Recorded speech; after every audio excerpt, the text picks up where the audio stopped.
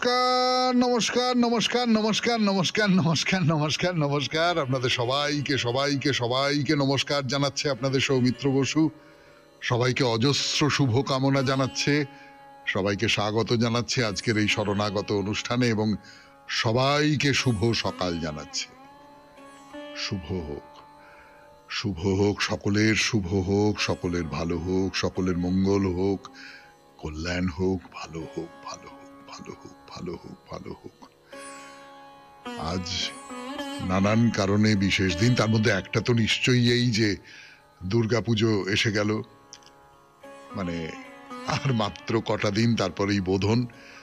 কিন্তু তার বাইরেও আজকে মণিপুরের রাজা, রাজর্ষি বলা উচিত তাকে, ভাগ্যচন্দ্র সিংহ, তার প্রয়াণের দিন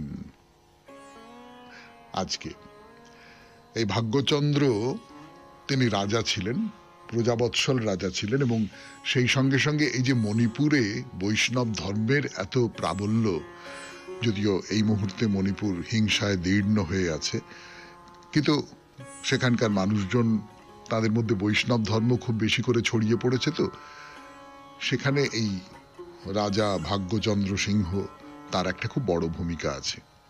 একজন সাধক মানুষ, ভক্ত মানুষ সেই অর্থে। তার বাইরে জ্যোতিষ সম্রাট পণ্ডিত রমেশচন্দ্র ভট্টাচার্যের জন্মতিথি আজকে, আর 24শে সেপ্টেম্বর 1932 খ্রিস্টাব্দে প্রয়াত হয়েছিলেন একজন মহিলা, প্রীতিলতা ওয়াদ্দেদার। প্রীতিলতা ওয়াদ্দেদার, তার কথা আমরা সবাই জানি। মাস্টার দা সূর্য সেনের সহযোগী ছিলেন এবং চট্টগ্রামে ইউরোপিয়ান ক্লাব সেইটা আক্রমণ করেন। সেখানে ভারতীয়দের প্রবেশ নিষেধ ছিল। নানান রকম অত্যাচার, তার বিরুদ্ধে দাঁড়াবার জন্য সেই ক্লাব আক্রমণ করেন। যখন ধরা পড়ে যান তখন পটাশিয়াম সায়ানাইড খেয়ে শহীদ হন। এদের প্রণাম জানিয়ে আজকের দিনটার কথা বলি। বেনেমাধবশীলের পঞ্জিকা অনুযায়ী আজ 7ই আশ্বিন 1432, ইংরেজি 24শে সেপ্টেম্বর 2025, বুধবার, তৃতীয়া। সূর্যোদয়ের সময় ভোর 5:29, সূর্যাস্তের সময় বিকেল 5:30। নক্ষত্র চিত্রা। আজকে জন্মে তুলা রাশি, শূদ্রবর্ণ, মতান্তরে ক্ষত্রিয় বর্ণ, রাক্ষসগণ। দিনের বেলা 3:32 গতে দেবগণ। আমাদের হোয়াটসঅ্যাপে চিঠি পাঠাবার নাম্বার 9831922927। চিঠির গোড়ায় অতি অবশ্যই SG লিখতে হবে।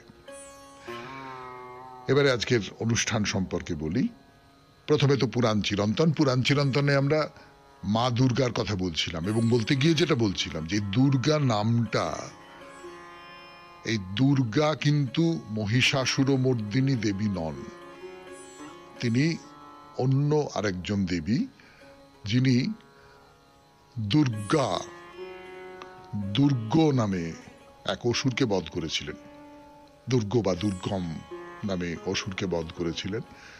কিন্তু যেহেতু দুর্গ কথাটা হচ্ছে সংকট, তাই যে দেবী সংকট থেকে রক্ষা করেন তিনি দুর্গা।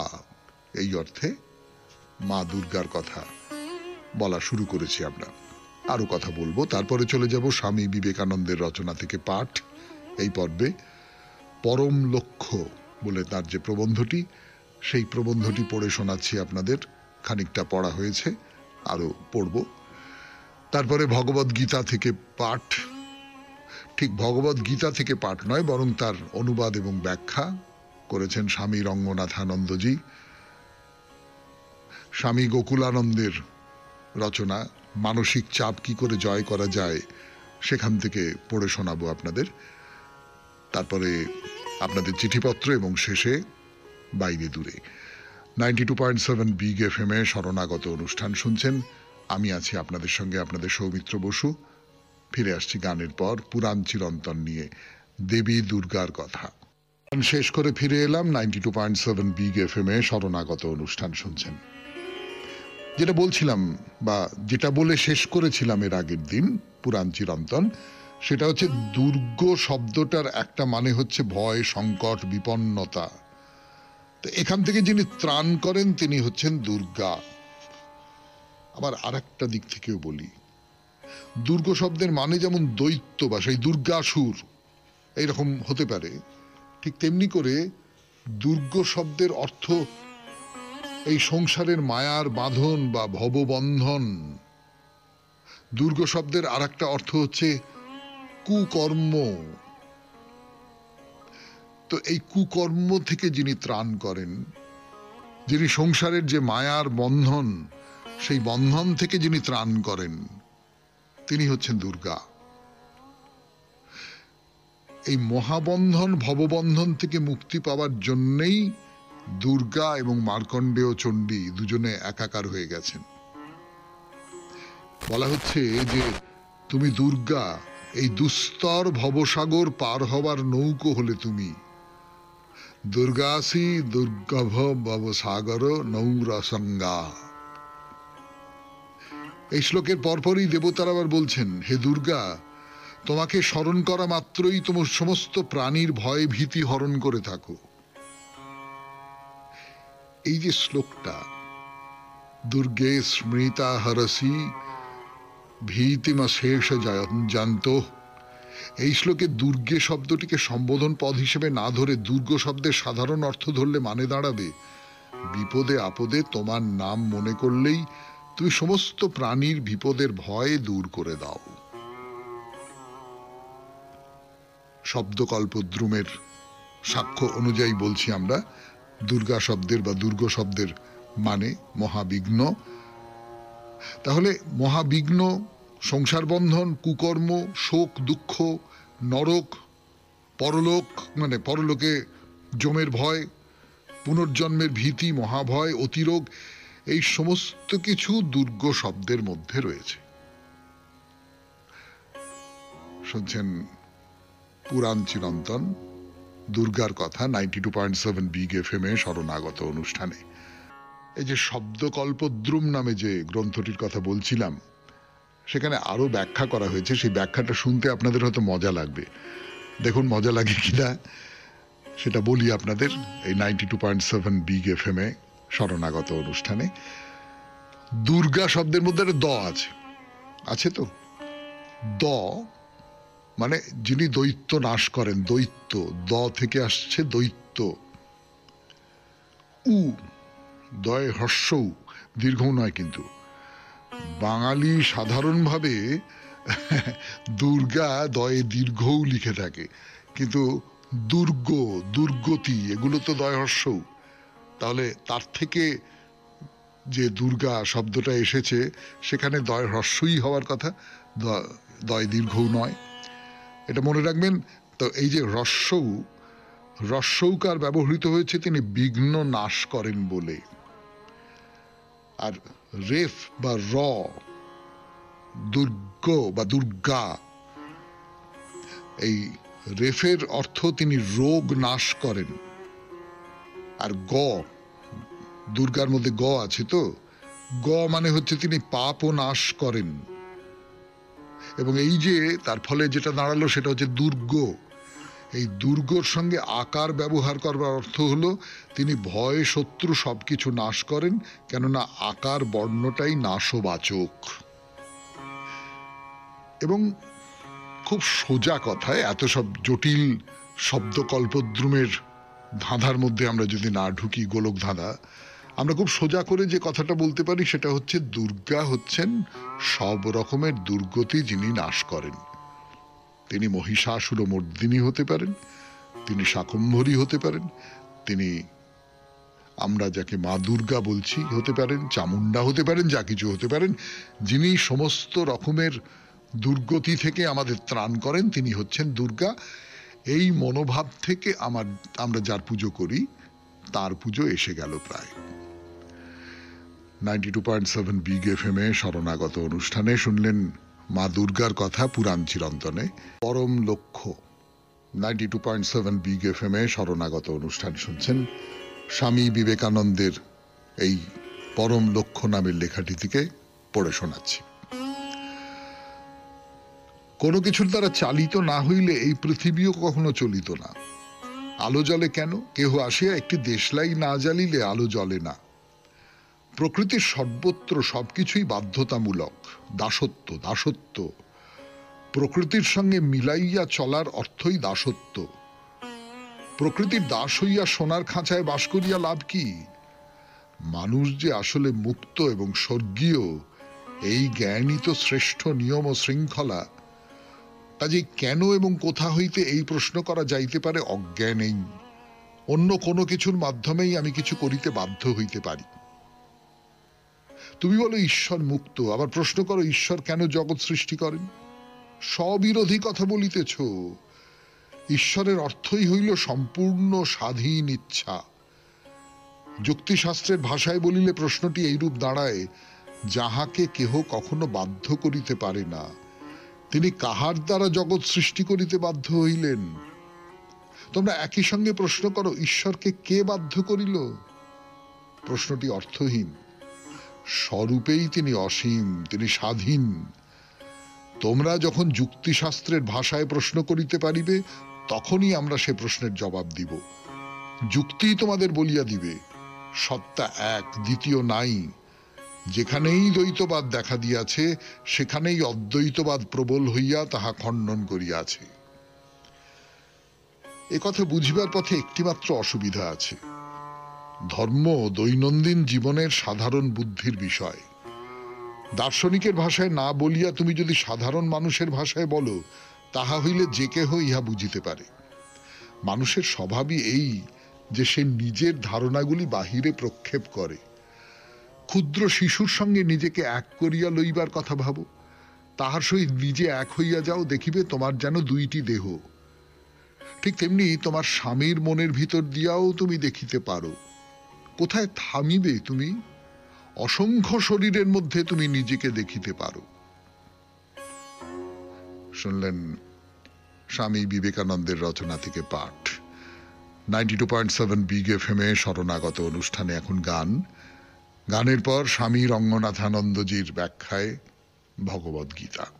ভগবদ গীতা থেকে পাঠ, তার ব্যাখ্যা 92.7 বিগ এফএম এ শরণাগত অনুষ্ঠানে ব্যাখ্যা করেছেন স্বামী রঙ্গনাথানন্দজি।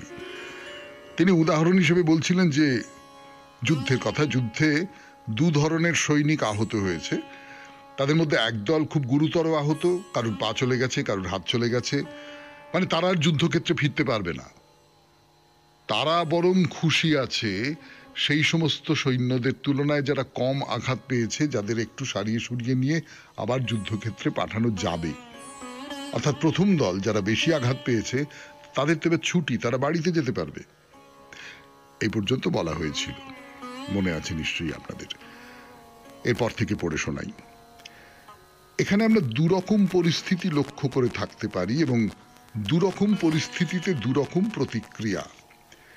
এ থেকে মনোভাব নিয়ন্ত্রণের ধারণা প্রমাণিত হয় এবং ওই গ্রন্থখানি এই সত্যকে তুলে ধরেছে। তার ফলে গীতোক্ত মহান সত্যগুলি স্পষ্ট হয়ে উঠেছে। নাৎসি কারাগারে যন্ত্রণা ভোগ করার ফলে গ্রন্থকার মনোভাব নিয়ন্ত্রণ আয়ত্ত করেছিলেন, তাই অন্যদের এ বিষয়ে চেতনা জাগিয়ে তোলার জন্য গ্রন্থ রচনা করতে পেরেছিলেন।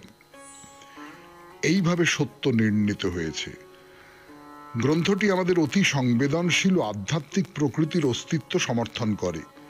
এটি পড়ার পর যে কোনো লোকই আমাদের সত্য প্রকৃতির আশ্চর্য ব্যাপারসমূহকে আরো ভালোভাবে বুঝবে। গীতায় এই কথাই বলা হয়েছে। গীতায় বিশেষভাবে এই বিষয়টির উপর জোর দিয়ে বলা হয়েছে যে মানবের জীবন, কর্ম ও পারস্পরিক সম্পর্কের ক্ষেত্রে এই আশ্চর্য ব্যাপারটি উপলব্ধি করা যায়। এর জন্য একটি পৃথক জীবনের প্রয়োজন নেই।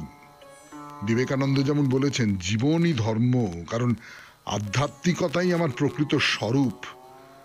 আধ্যাত্মিকতা আমাকে অন্যের কাছ থেকে ধার করে নিতে হবে না। তাই দেখা যায় গীতার এই অধ্যায় ও পরবর্তী সমগ্র অংশ বরাবর শ্রীকৃষ্ণের শিক্ষার পেছনে মানবের অন্তর্নিহিত দেবত্বের ধারণাই ব্যক্ত হয়েছে। দ্বিতীয় অধ্যায়ের এই প্রথম অংশে এইসব যুক্তি দিয়ে তিনি অর্জুনকে বলছেন, তুমি পার্থিব ব্যাপারে যুদ্ধে নামতে কেন ভয় পাচ্ছ? তুমি তো সন্ন্যাসী নও। ইহ জগতে তোমার কত কি করণীয় রয়েছে। এত সব যুক্তি দেখানো হচ্ছে যাতে অর্জুন সম্মুখ যুদ্ধে অবতীর্ণ হন। এতেও যখন অর্জুনকে টলানো যায়নি, তখন আরো অনেক জাগতিক যুক্তি দেখিয়েছিলেন, তা পরে আসবে। হ্যাঁ, তিনি জাগতিক যুক্তিও ব্যবহার করেছিলেন। পরবর্তী শ্লোকগুলিতে সেগুলি আলোচিত হবে। তোমার স্বধর্মের দিক থেকে যুদ্ধে সংশয় থাকা শোভা পায় না, কারণ ক্ষত্রিয়ের পক্ষে ন্যায্য কারণে যুদ্ধ, ধর্মযুদ্ধ অপেক্ষা মঙ্গলকর কর্ম আর কিছু নেই। তোমার স্বধর্মের দিক থেকেও এই যুদ্ধের আহ্বানে তোমার বিমুখ হওয়া উচিত নয়, কারণ যুদ্ধই ক্ষত্রিয়ের গৌরব। কৃষ্ণের এই কথা স্বামী রঙ্গনাথানন্দজি ব্যাখ্যা করবেন এইবার 92.7 বিগ এফএম এ শরণাগত অনুষ্ঠানে। বিগ এফএম এ শরণাগত অনুষ্ঠান শুনছেন, আমি আছি আপনাদের সঙ্গে, আপনাদের সৌমিত্র বসু। স্বামী রঙ্গনাথানন্দজি কিভাবে ব্যাখ্যা করছেন? যুদ্ধ ন্যায়সঙ্গত কিনা সে নিয়ে খুবই সংশয় থাকতে পারে। 2-3 সপ্তাহ পূর্বে আমি এক জায়গায় বলেছি যে জার্মানির নাৎসি আন্দোলনের বিরুদ্ধে যুদ্ধ একটি ন্যায়সঙ্গত যুদ্ধ। নাৎসি আন্দোলনের জয় হলে সমগ্র জগৎ একেবারে বিকৃত হয়ে যেত। তাই সমগ্র জগৎ একজোট হয়ে যুদ্ধ করেছিল সেই অনিষ্টকর জাতির প্রাধান্য এবং সামরিক স্বৈরতন্ত্রমূলক মতবাদের বিরুদ্ধে, যাতে 10 লক্ষাধিক লোক নিহত হয়েছিল। কখনো কখনো ন্যায়সঙ্গত যুদ্ধের পরিস্থিতি আসে, কিন্তু সব যুদ্ধই ন্যায়সঙ্গত নয়।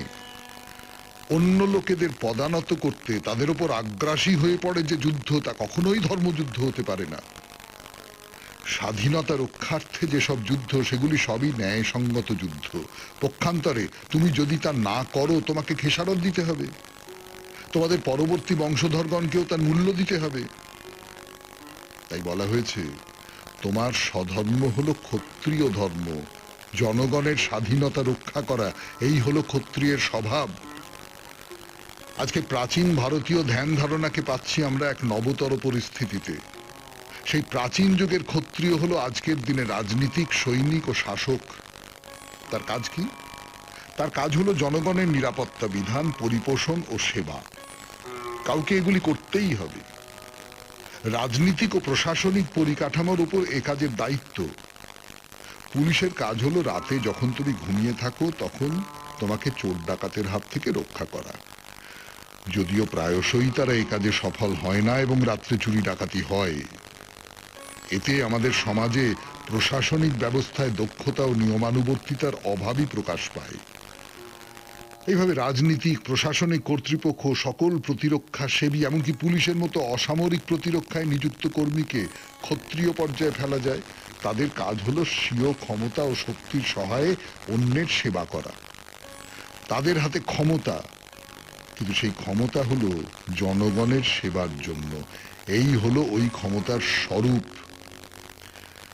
তাই কুরুক্ষেত্র যুদ্ধের পর যুধিষ্ঠির যখন রাজ্য ত্যাগের ইচ্ছা প্রকাশ করেন, ভীষ্ম তাকে বলেন একটি মজার কথা, হে রাজশ্রেষ্ঠ, ক্ষত্রিয়ের ধর্ম হলো দণ্ড, অর্থাৎ জনসেবায় স্বীয় ক্ষমতার ব্যবহার, মুন্ডন অর্থাৎ মাথা মুড়িয়ে সন্ন্যাস গ্রহণ নয়।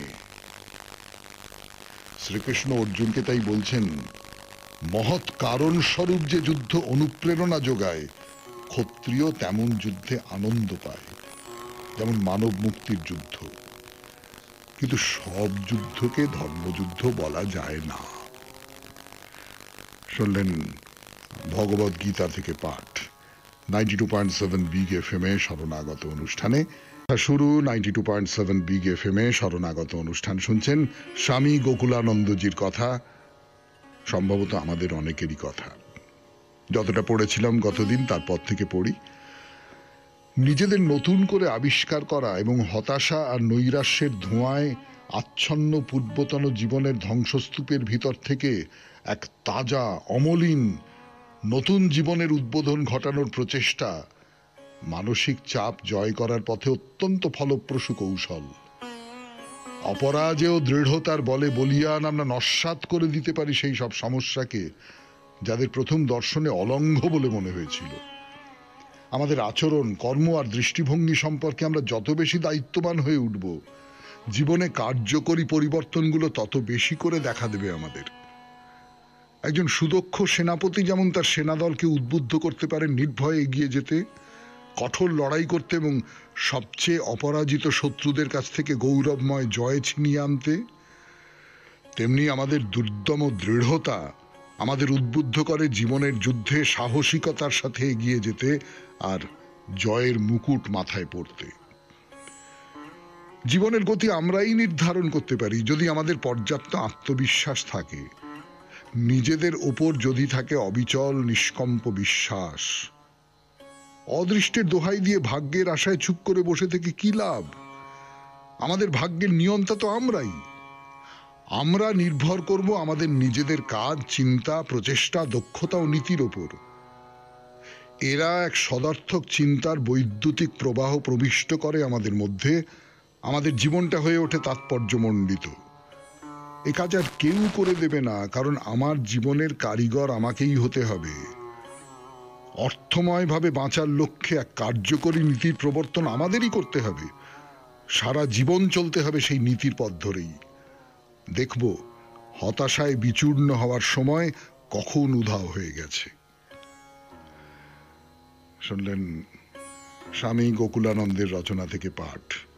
চিঠিপত্র 92.7 বিগ এফএম এ শরণাগত অনুষ্ঠানে চিঠি লিখেছেন মহাদেব মিস্ত্রি। চিঠিটা পড়ে সত্যি সত্যি মন খারাপ হয়ে যায়, খানিকটা নিরুপায় বলেই পড়ে শোনাই আপনাদের। প্রাণের প্রিয় শরণাগত অনুষ্ঠানের সকল কলাকুশলী বৃন্দদের আমার প্রণাম।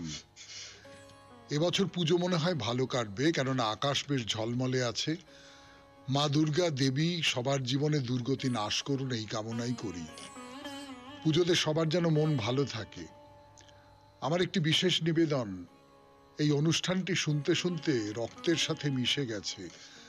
যেই শুনলাম অনুষ্ঠানটি বন্ধ হয়ে যাবে, তৎক্ষণাৎ আমি কেঁদে ফেলেছি। চোখের জল আর ধরে রাখতে পারিনি। ওগো মোর বরেণ্য, ওগো মোর সখা, ওগো মোর প্রিয়, যারা চালান এই অনুষ্ঠানটিকে, আমার চোখের জল দিয়ে আপনাদের চরণ ধুয়ে দেব। শুধু একটি অনুরোধ আমাদের রাখুন, আপনারা অনুষ্ঠানটি দয়া করে বন্ধ করবেন না। শুধু এইটুকু অনুরোধ, আমাদের 7 জনের এই অনুষ্ঠানটি শুনলে সারাদিন সুস্থ অনুভব করি নিজেকে। প্লিজ সেইটুকু থেকে আমাদের বঞ্চিত করবেন না। সুন্দরবনের একটি অত্যন্ত গ্রাম থেকে লিখলাম এই চিরকুটখানি। আমরা শুধু এই অনুষ্ঠানটিকে ভিক্ষা চাইছি আপনাদের কাছে। দাড়ি কমা অনেক ভুলভ্রান্তি আছে, একটু কষ্ট করে পড়বেন স্যার। গোসাবা থেকে মহাদেব মিস্ত্রি এবং আমার ফ্যামিলির সকলে বলে নিজের হোয়াটসঅ্যাপ নাম্বার দিয়েছেন, সেইটা আমি পড়ে শোনাবো না, বা ফোন নাম্বার পড়ে শোনাবো না। মহাদেববাবু, আমার যে শরণাগত চালিয়ে যেতে কোনো আপত্তি ছিল এমনটা নয়। আমাদের কলকাতা কেন্দ্রের যারা আছেন তাদেরও যে খুব আপত্তি ছিল তা নয়, কিন্তু বহুদূর থেকে, মুম্বাই থেকে এই নির্দেশ এসেছে এবং তারা নিশ্চয়ই একরকম করে ভেবেছেন একটা কিছু। ফলে আপনার চিঠিও তাদের কাছে পৌঁছবে না, এই আরতিও তাদের কাছে পৌঁছবে না। আমাদের খারাপ লাগাটা বাড়লো, এই পর্যন্ত বলতে পারি। তবে একটা কথা আপনাকে বলি, 30শে সেপ্টেম্বর এই অনুষ্ঠান শেষ হচ্ছে, আর 1 অক্টোবর সকাল 8টা থেকে ইউটিউবে স্মরণে সৌমিত্র নামে একটা অনুষ্ঠান শুরু হচ্ছে, যাতে আমাকে আপনারা সশরীরে দেখতে পাবেন এবং আমি অনুষ্ঠান করব। যদি মনে করেন তাহলে সেই অনুষ্ঠানের সঙ্গে থাকতে পারেন। যাই হোক, মনটা খারাপ করে দিলেন। এবারে গানের পরে বাইরে দূরে 92.7 বিগ এফএম এ শুনছেন শরণাগত। কোচবিহার বাস স্ট্যান্ড বা রেল স্টেশন যাই বলুন না কেন, সেখান থেকে একটা গাড়ি নিয়ে, সে গাড়ি টোটো হতে পারে, এমনি গাড়ি হতে পারে, যা কিছু হতে পারে, ট্যাক্সি হতে পারে, সেইটা নিয়ে আমরা তাহলে কোচবিহারের মহাকাল ধামের দিকে যাচ্ছি। চমৎকার রাস্তা, সেই সমস্ত রাস্তার কথা তো বলেছি আপনাদের। এই উত্তরবঙ্গটা আমার খুব ভালো লাগে, জানেন তো। মানে এত সবুজ, এত সবুজ চারপাশটা। আমি একেবারে উত্তরে হিমালয়, তার মাথায় বরফের চূড়া, আমি ও সমস্ত দিকে যাচ্ছি না, কিন্তু আমি বলছি যে এই উত্তরবঙ্গটা এত সবুজ, এত শান্ত, এত কি বলবো, একটা বুক ভরে নিঃশ্বাস নেওয়া যায় এরকম একটা জায়গা, খুব ভালো লাগে। তো যাই হোক, সেই উত্তরবঙ্গের রাস্তা দিয়ে, চওড়া রাস্তা, সুন্দর বাঁধানো, মানে পিচ ঢালাই রাস্তা, সেই রাস্তা দিয়ে গিয়ে আমরা শেষ পর্যন্ত মন্দিরের তোরণের সামনে গিয়ে উপস্থিত হয়েছি। তোরণটা যে খুব বড় কিছু, দেখতে বিশাল জাঁকজমক করে আলাদা করে বলবার মতন কোনো তোরণ এইরকমটা নয়, কিন্তু দেখতে আমার নিজের অন্তত খুব ভালো লাগে। কেন ভালো লাগে সেই কথাটা আপনাদের বলবো, তার আগে তোরণের একটা বর্ণনা আমার সাধ্যমতো আমি একটু দিয়ে দেওয়ার চেষ্টা করি। দুটো থামুন, ঠিক আছে? থামেন, মাথায় একটা ছাদ, আর এইখানে ওই হরগৌরীর একটি মূর্তি রয়েছে, খোদাই করা মূর্তি, সিমেন্টের, এবং তার দুপাশে একদিকে একটি সিংহ আর একদিকে একটি হস্তি, এই দুজন রয়েছে। মানে সিংহ হচ্ছে বীরত্বের প্রতীক, তেজের প্রতীক, আর হস্তি হচ্ছে ধীর প্রতীক, প্রজ্ঞার প্রতীক, বুদ্ধির প্রতীক। এই দুটো একসঙ্গে শিবের মধ্যে মেলানো আছে, শিব পার্বতীর মধ্যে মেলানো আছে, সেই জন্য এই দুটি মূর্তি দুপাশে রাখা হয়েছে। কিন্তু যে কারণে আমার খুব চমৎকার লেগেছে এই তোরণটা, সেটাকে আপনি বলতে পারেন অসাবধানতা, সেটাকে আপনি বলতে পারেন অমনোযোগ, কর্তৃপক্ষের অমনোযোগ বা অসাবধানতা। আমার কিন্তু ভালো লেগেছে, এইটুকু আমি বলতে চাই। সেটা হচ্ছে যে এই তোরণের ঠিক পাশে একটা নারকেল গাছ আছে, এবং সেই নারকেল গাছ থেকে একটা পাতা, ওই হয় না ঝালরের মতন পাতা, একটা লম্বা ডাল, সেখানে একটা ঝালরে, তো সেই পাতা নেমে এসেছে, এবং নেমে এসে ওই যে হস্তিটা তাকে প্রায় ঢেকে দিয়েছে। মনে হচ্ছে এই পাতার আড়ালে আমাদের হস্তি বাবাজি লুকিয়ে পড়েছেন। এটা দেখতে আমার বড় ভালো লাগলো। মানে এই যে ডালটা কেটে দেওয়া হয়নি তরুণের সম্মান রক্ষা করবার জন্যে, এতে আমি খুবই কৃতজ্ঞ হলাম। যারা মন্দিরের কর্তৃপক্ষ, তাদের প্রতি আমি খুব কৃতজ্ঞ হলাম। তার একটা কারণ, এই যে গাছের সঙ্গে, সবুজের সঙ্গে মিশে গেছে তরুণটা, মিশে গেছে এই মন্দির, মিশে গেছেন দেবতা। এইটা আমার বড় চমৎকার লেগেছে, খুব ভালো লেগেছে। এবার তরুণ পার হয়ে আমরা এগিয়ে যাচ্ছি। ও হ্যাঁ, একটা কথা বলে রাখি, তরুণ কিন্তু একটা নয়, দুটো, পাশাপাশি দুটো তরুণ। এমন নয় যে একটা তরুণ পার হয়ে আর একটা তরুণ, পাশাপাশি দুটো তরুণ, একই রকম দেখতে। এইটা একটা খুব আশ্চর্য ব্যাপার। দুটো তরুণের তলা দিয়েই ভেতরে প্রবেশ করা যায়। শুনছেন বাইরে দূরে 92.7 বিগ FM এ শরণাগত অনুষ্ঠানে। আমি আছি আপনাদের সঙ্গে, আপনাদের সৌমিত্র বসু। ফিরে আসছি গানের পর। এলাম 92.7 বিগ FM এ, শুনছেন শরণাগত। এখন বাইরে দূরে, বাইরে দূরে শেষ পর্যায়ে। তো ভেতরে ঢুকে পড়লাম তরুণ দিয়ে। ভেতরে একটা মাঠ, ছোট মাঠ, আর মাঠের ডান দিকে, মানে আপনি মাঠে ঢুকলেন তো, এবার ঢুকে আপনার ডান দিকে দেখবেন একটা বড় লম্বা চালা ঘর আছে। এই চালা ঘরটা আপনার দেখে মনে হবে যে হয়তো এখানে মন্দিরে যারা কাজকর্ম করেন, সেবায়িত ইত্যাদি ইত্যাদি যারা আছেন, তাদের থাকবার জন্য একটা চালাঘর তুলে দেওয়া হয়েছে। আপনি হয়তো মন্দিরের ওই যে চালাঘরের সামনে যে উঠোন, সেই উঠোনে কাউকে কাউকে বসে থাকতেও দেখতে পাবেন। কিন্তু না, ওটাও আসলে মন্দির। আমরা তাহলে তরুণ পার হয়ে ওই ভেতরে প্রবেশ করলাম। তাহলে চলুন গর্ভগৃহের মধ্যে ঢুকে পড়া যাক। গর্ভগৃহের ভেতরে নানান রকম সব ছবি টাঙানো আছে দেওয়ালে।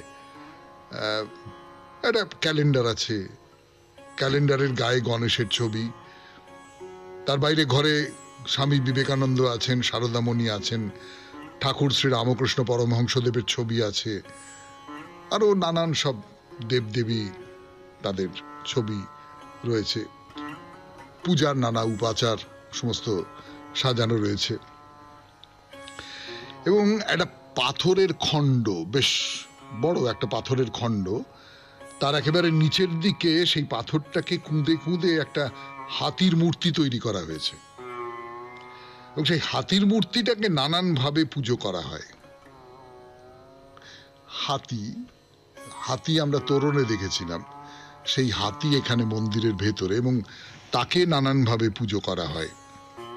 সেখানে প্রচুর ফুল রয়েছে সেই হাতির গায়ে, তার পায়ের কাছে, এবং এই হাতির মূর্তির সামনে অনেকগুলো মোমবাতি জ্বলছে। তো আপনিও মোমবাতি জ্বালিয়ে দিলেন। তার ফলে প্রচুর ধোঁয়া এবং আলো এই এই এই গর্ভগৃহের ভেতরে তৈরি হয়ে গেল। এবার বাইরে বেরিয়ে এলেন সেই ঘর থেকে, দেখলেন মন্দিরের গায়ে সতর্ক বার্তা লেখা রয়েছে, নির্দেশিকাও দেওয়া রয়েছে। সতর্ক বার্তাটা কি বলি, আপনাদের শুনতে খুব মজা লাগবে।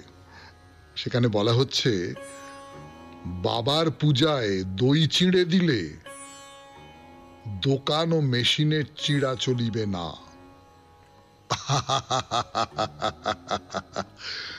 বাবার পুজোয় তো দই চিঁড়ে ইত্যাদি ইত্যাদি দেওয়া যেতেই পারে, কিন্তু সেখানে মেশিনে তৈরি করা চিঁড়ে কিন্তু চলবে না। মানে হাতে তৈরি করতে হবে, বাড়িতে তৈরি করতে হবে, ওই রকম দোকানের মেশিনে তৈরি করা চিঁড়ে সেইটা বাবার পুজোয় লাগানো যাবে না। এটা আমার নিজের খুব মজা লেগেছে এবং খুব একটা অদ্ভুত অদ্ভুত সমবেদনা বোধ করেছি আমি, জানেন তো।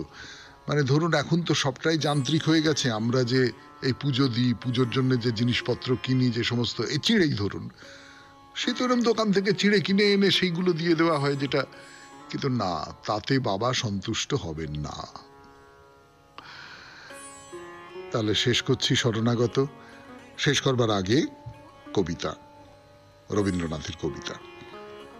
কবিতার নাম অসময়। বৃথা চেষ্টা রাখি দাও, স্তব্ধ নীরবতা আপনি তুলিবে গড়ি আপনার কথা। আজি সে রয়েছে ধ্যানে, এ হৃদয় মম তপভঙ্গ ভয় ভীত তপবন সম।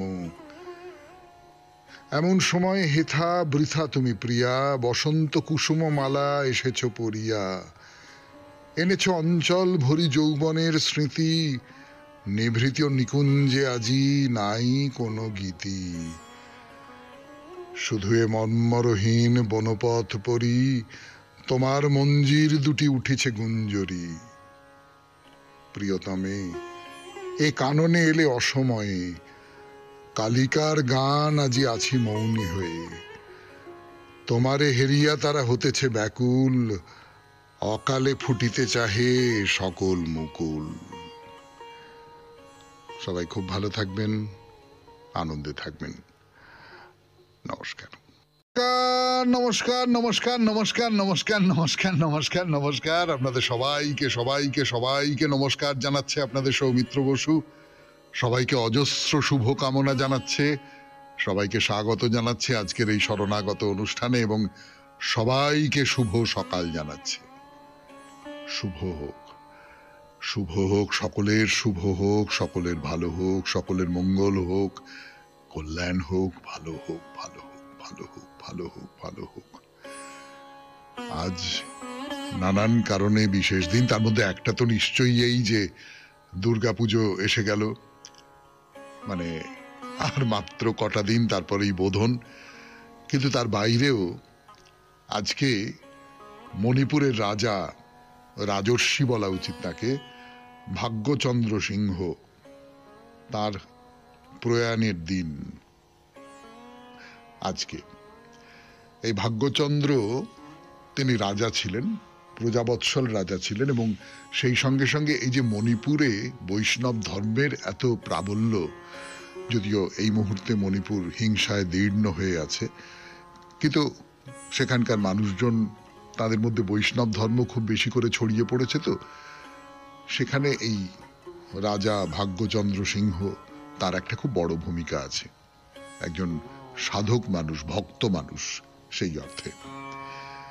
তার বাইরে জ্যোতিষ সম্রাট পণ্ডিত রমেশচন্দ্র ভট্টাচার্যের জন্মতিথি আজকে, আর 24শে সেপ্টেম্বর 1932 খ্রিস্টাব্দে প্রয়াত হয়েছিলেন একজন মহিলা, প্রীতিলতা ওয়াদ্দেদার।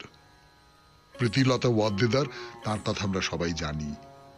মাস্টারদা সূর্য সেনের সহযোগী ছিলেন এবং চট্টগ্রামে ইউরোপিয়ান ক্লাব সেইটা আক্রমণ করেন। সেখানে ভারতীয়দের প্রবেশ নিষেধ ছিল, নানান রকম অত্যাচার, তার বিরুদ্ধে দাঁড়াবার জন্য সেই ক্লাব আক্রমণ করেন। যখন ধরা পড়ে যান তখন পটাশিয়াম সায়ানাইড খেয়ে শহীদ হন। এদের প্রণাম জানিয়ে আজকের দিনটার কথা বলি বেনেমাধবশীলের পঞ্জিকা অনুযায়ী। আজ 7ই আশ্বিন